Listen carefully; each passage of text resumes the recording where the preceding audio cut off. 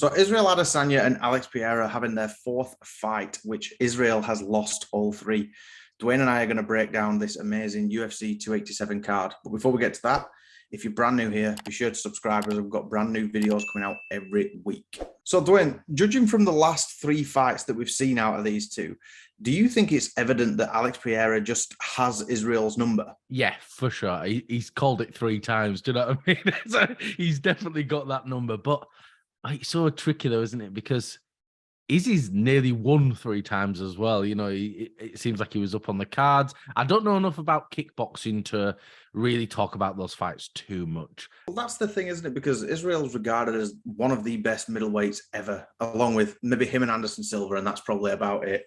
And I did actually watch them two first kickboxing fights, and it was amazingly close. You know, it wasn't just, like Israel himself says, it wasn't just a clear-cut win for Alex, which was evident in the UFC fight that they had as well a few months back.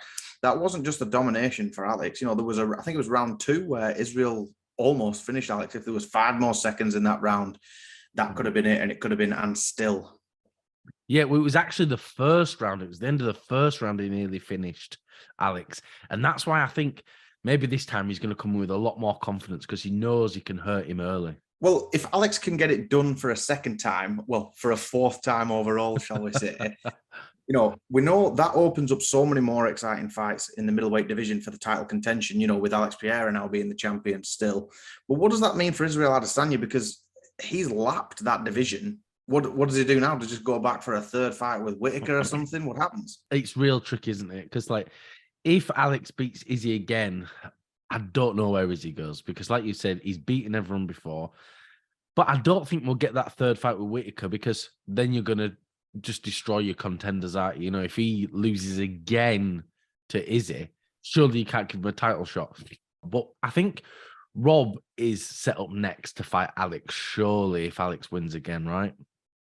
Well, I think Rob's done enough. You know, he's been around for long enough. I don't think there's anyone disputing that. All right, Rob does deserve it because everyone else but Israel, Rob beats. You know, including the champion Alex Pereira. We've had this discussion before where it's strange. Israel beats everyone else, but everyone else seems to be able to beat Alex. It's a strange one, isn't it? And Alex has Israel's number. It's a confusing time, Dwain. Yeah, I don't know. The MMA maths is not adding up this time. It's really difficult. We all know it absolutely never does. But do you think that Israel needs a finish to silence any doubters? Do you think he really needs to put a stamp on this to say, I'm here to stay and this is my division? I don't know if he needs a finish, but yes, you're right. He needs to put a stamp on it. I think if he can come out and put on a technical masterclass and put on 25 minutes of perfection, I think that can be the final stamp. Like, look, I am better than you. Because I think Izzy is actually better technically, but Alex Pereira's bloody massive, isn't it? And that physical difference, it's true though. It's just how you sounded. You sounded like a repressed 67-year-old woman there. He's bloody massive, that boy. He's bloody massive. He is Alex Pereira. He's huge, but he's massive. Those physical differences are what make the big difference. You know, it's the same for Izzy. Like Izzy's had that physical advantage over most of that division. That's why I think Whitaker, as technical he is, really struggles against Izzy. Well, he's such an unconventional fighter, though, Israel Adesanya, and I don't know. Izzy never coasts. I don't think he ever does. I think I still say he's probably the best striker in the UFC currently right now because he's so technical with it, isn't he? But his leg, if you remember, in the 5th round of the last fight, his leg gave and he had to roll backwards and stuff. And Alex, he still has that power. 23, 24 minutes into a fight, he still has that power, evidently, because he ended up rocking Izzy. Granted, it was a TKO victory. It wasn't a clean knockout, but he's dangerous all over. Like we've said before, Israel's got to be perfect for 25 minutes, whilst Alex just needs one. He just needs one really good shot. But speaking of which, if Israel does beat Alex, would you be interested in a third fight in the UFC? But then that'd be 3 on the bounce, though, wouldn't it? No, I would not be interested. It's too much. I think if it's a super, super close fight, the UFC might book it, but I think we'll start to get bored. But I just don't want to see these guys keep fighting over and over and over again. I think whatever happens this time, we need to move on. I don't know who they're going to fight next, but they're going to have to move on. I wholeheartedly agree there. And speaking of moving on, we've gone to the core-main event, which is Gilbert Burns versus Jorge Masvidal, the return of Street Jesus. Since his last fight he's been on a little bit of a skid since 2019 as Masvidal. And I was shocked that this fight was announced for him. He's going against a BJJ expert in Gilbert Burns. What did you think of that when that was announced? Yeah, well, just before we get into it, when you called him Street Jesus then, because Colby's called him Street Judas so much, I thought, that's not his nickname, it's Street Judas. I thought, oh no, it is actually Jesus. Game bread then, we'll stick with game bread. But yeah, when this fight got announced, I was a bit confused because, Masvidal's much lower in the rankings. I'm not sure why Burns is risking it, but I guess for Burns, he feels right.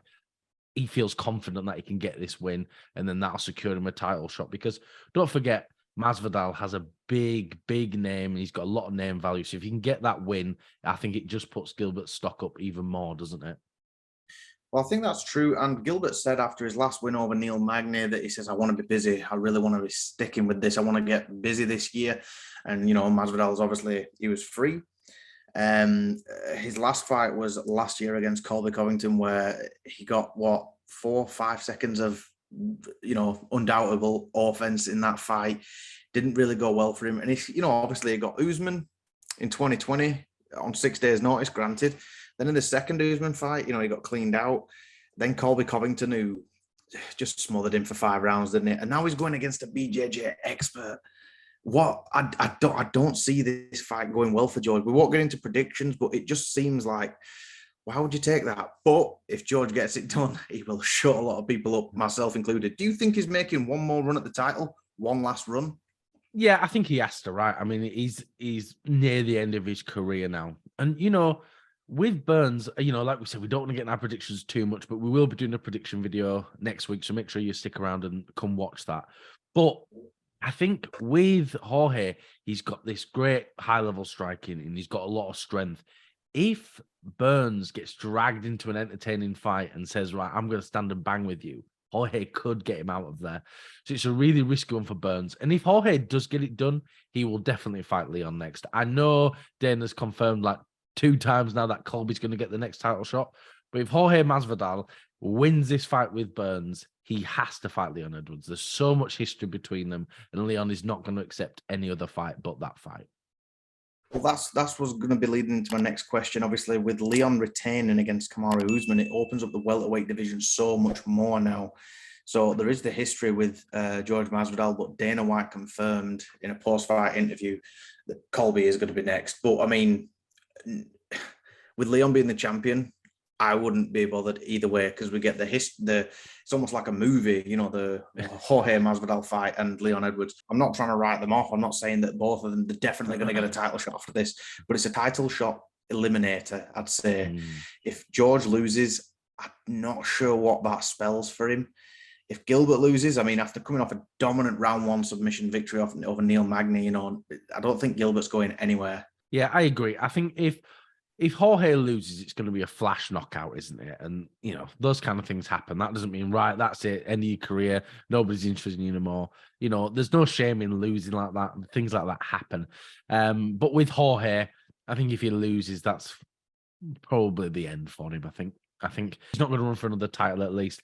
Maybe he could fight someone like Conor, for example, if he beats Chandler. That kind of opens it up. Do some sort of more legacy matches, fight RDA, maybe Wonder Boy, just some fun matchups rather than focusing on the title. And that's been our preview video of UFC 287, but it doesn't stop there. This fight card is absolutely stacked from bottom to the top. We've even got Raul Rosas Jr., the returning 18-year-old, which is still just crazy. It is madness. Got Kevin Holland. He seems to be fighting on every other week. It seems to be against Santiago Ponzinibbio, which is going to be an unsung war, I think. I'm really looking forward to this one. Rob Font is on the card. And on the prelims, Dwayne, of course, we can't continue without mentioning our boy Chris Barnett. He's taking on Chase Sherman, which we all want to see the dances. We all want to see a spinning heel kick from a heavyweight fighter like him. It's going to be an absolute great card. If you're around, we'll be live streaming this card if you come in and say hello. That's all we've got time for. If you can like, comment, and subscribe, it really does help us out.